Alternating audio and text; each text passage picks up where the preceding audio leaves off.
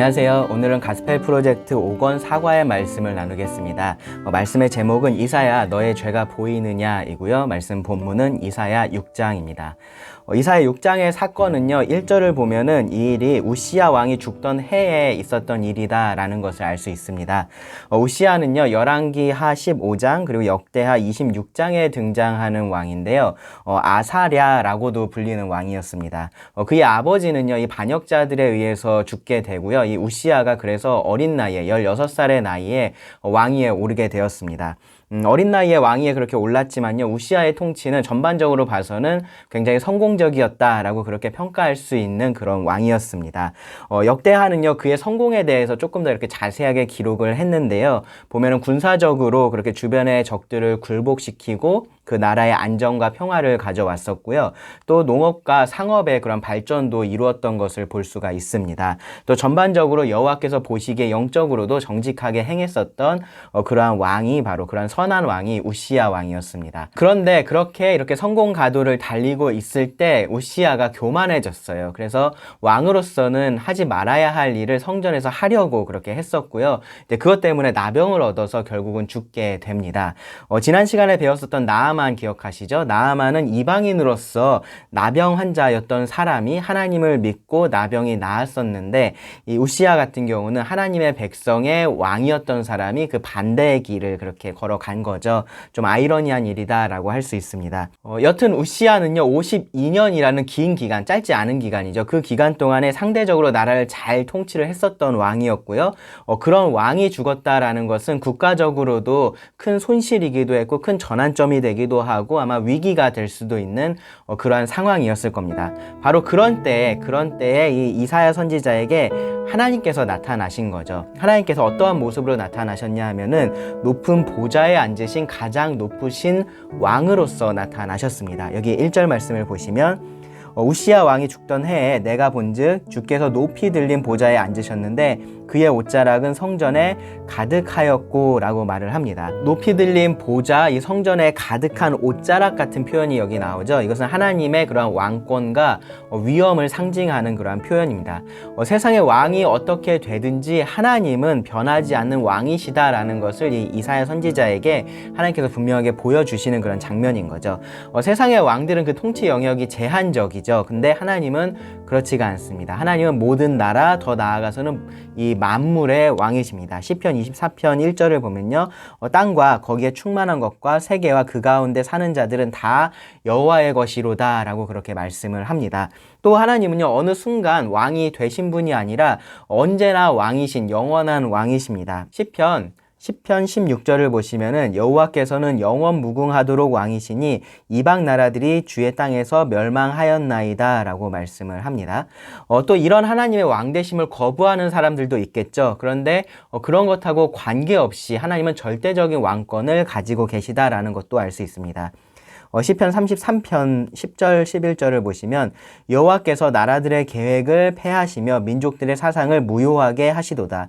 여호와의 계획은 영원히 서고 그의 생각은 대대에 이르리로다. 하나님의 계획은 영원히 서고 대대에 이르는 반면에 이 나라들의 계획, 민족들의 사상은 패하게 되고 무효로 그렇게 되죠. 왜냐하면 하나님이 그러한 절대적인 왕이시기 때문에 그렇습니다. 이런 하나님이 나를 포함한 이 온 우주를 다스리시는 그러한 왕이시다라면은 그 하나님이 어떤 분이신지가 정말로 중요하겠죠. 이사야 6장 2절과 3절을 보면요, 이 왕이신 하나님이 어떠한 분이신지를 말씀을 하고 있습니다. 어떤 분이시냐면은 거룩한 분이십니다. 2절 보시면 스랍들이 모시고 섰는데 각기 6 날개가 있어 그 둘로는 자기의 얼굴을 가리었고 그 둘로는 자기의 발을 가리었고 그 둘로는 날며 서로 불러 이르되 거룩하다 거룩하다 거룩하다 만군의 여호와여 그의 영광이 온 땅에 충만하도다 하더라. 여기 보면요, 스랍이라는 좀 특별한 존재가 언급이 돼요. 성경의 다른 곳에서는 사용되지 않은 단어가 여기에서만 나오는 건데요. 근데 이 묘사되는 모습을 보면은 요한계시록 4장 8절에 나오는 네 생물과 가장 유사합니다. 6 날개가 있다라는 것도 그렇고요. 또 이 찬양하는 내용도 그렇습니다. 아마도요, 이 스랍들은요, 천사들일 텐데 특별히 하나님과 가장 가까이 있으면서 하나님을 섬기는 그러한 천사들이었을 겁니다. 그런 스랍들의 모습을 본 이사야는 굉장히 놀라웠겠죠. 근데 그들도 하나님에 비하면은 그렇지도 않았습니다. 여기 선지자의 표현에 따르면요, 이 스랍들이 하나님을 모시고 서 있었다라고 그렇게 표현을 해요. 하나님은 보좌에 앉아 계셨고 그 옆에 이 스랍들은 서 있었습니다. 무슨 의미냐면은 하나님을 섬길 준비가 되어 있는 이제 그러한 모습인 거죠.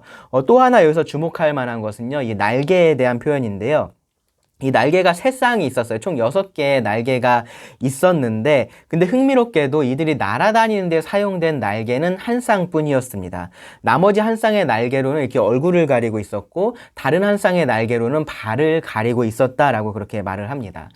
왜 그런 모습으로 있었는지는 우리가 이어지는 말에서 좀 알 수 있는데, 이들이 하는 말을 보면은 그들은 서로가 서로에게 계속해서 이렇게 말을 하고 있었습니다. 무슨 말을 하고 있었냐면은 거룩하다 거룩하다 거룩하다 만군의 여호와여 그의 영광이 온 땅에 충만하도다 라는 이 말을 계속해서 서로 하고 있었습니다. 그러니까 이 스랍들은요, 거룩하신 하나님을 섬기면서 감히 그 하나님을 쳐다볼 수가 없어서 그들의 얼굴을 그렇게 가리고 있었다라는 거고요. 또 그들이 거룩한 곳에 있다라는 표시로서 그들의 발을 가리고 있었다라는 겁니다. 그들은요, 거룩한 왕이신 하나님을 섬기고 있었기 때문에 그에 합당한 언행을 이렇게 보이고 있었다라고 우리가 할 수 있습니다. 여기서 강조되는 하나님의 속성, 뭐죠? 거룩입니다. 그렇죠? 거룩은 하나님이 죄가 없으시다라는 것을 의미하기도 하지만, 근데 보다 더 근본적으로 하나님이 구별되는 분이시다라는 것을 의미를 합니다. 그러니까 본질적으로 다른 무엇과도 다른 분, 그러한 뛰어난 분이시다라는 것을 성경은 하나님의 거룩으로서 표현을 합니다. 하나님은 유일하게 시작과 끝이 없는 정말로 그렇게 영원한 분이시고요. 하나님은 유일하게 그 생명을 위해서 다른 어떤 것을 필요로 하지 않는 그러한 분이십니다.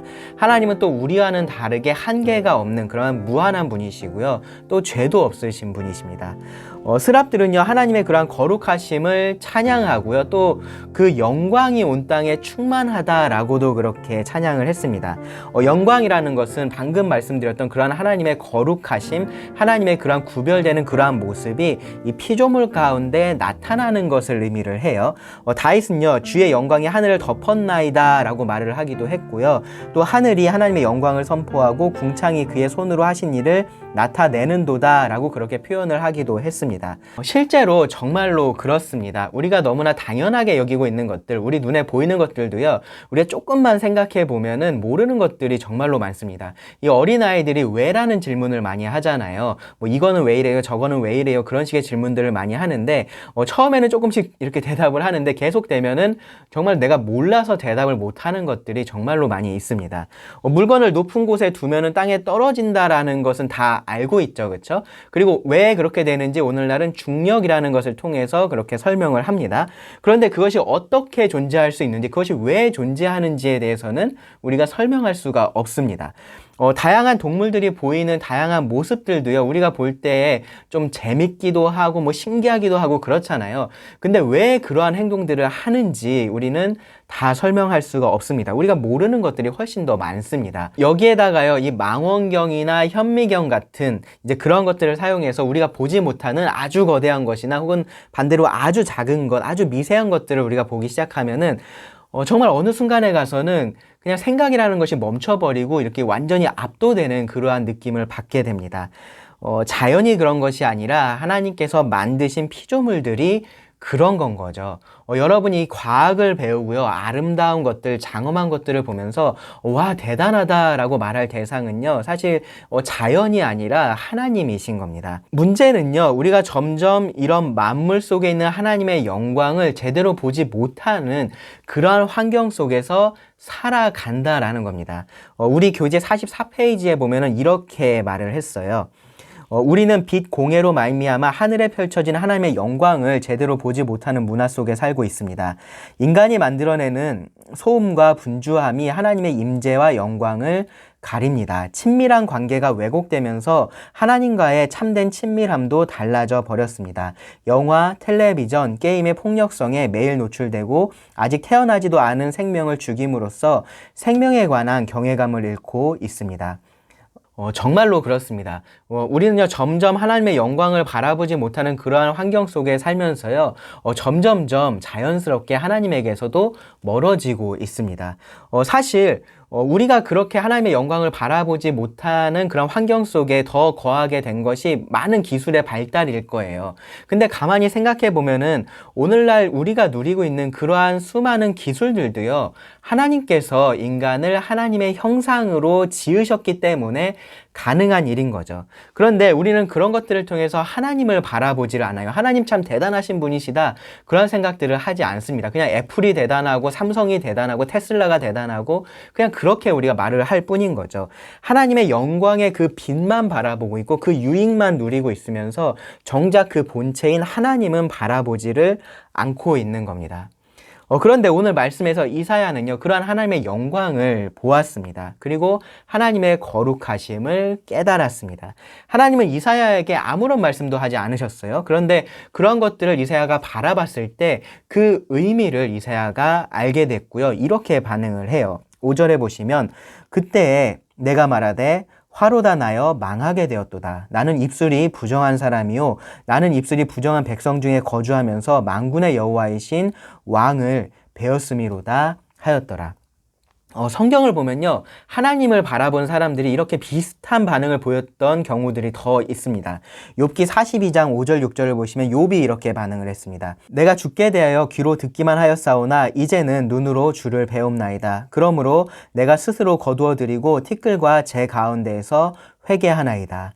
누가복음 5장 8절에 보시면 베드로가 이렇게 반응을 했습니다. 시몬 베드로가 이를 보고 예수의 무릎 아래 엎드려 이르되 주여 나를 떠나소서, 나는 죄인이로소이다 하니. 요한계시록 1장 17절에 보면요, 사도 요한이 또 이렇게 반응을 했습니다. 내가 볼 때에 그의 발 앞에 엎드러져 죽은 자 같이 되매 그가 오른손을 내게 얹고 이르시되 두려워 말라, 나는 처음이요 마지막이니.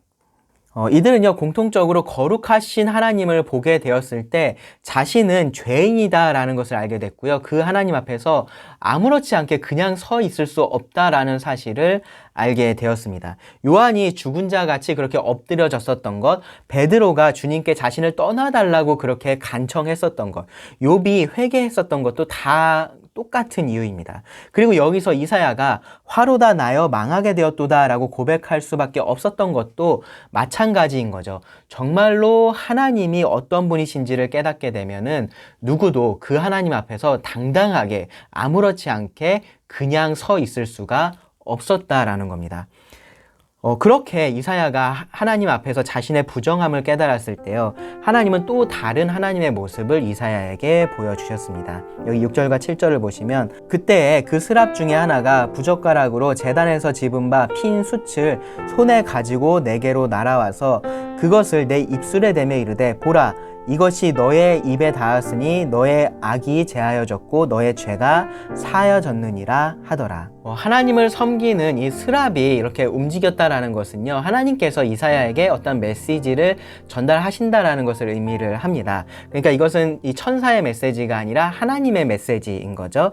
제단에서 취한 숯을 이사야의 입술에 대는 것으로 하나님의 자비와 용서가 나타났습니다.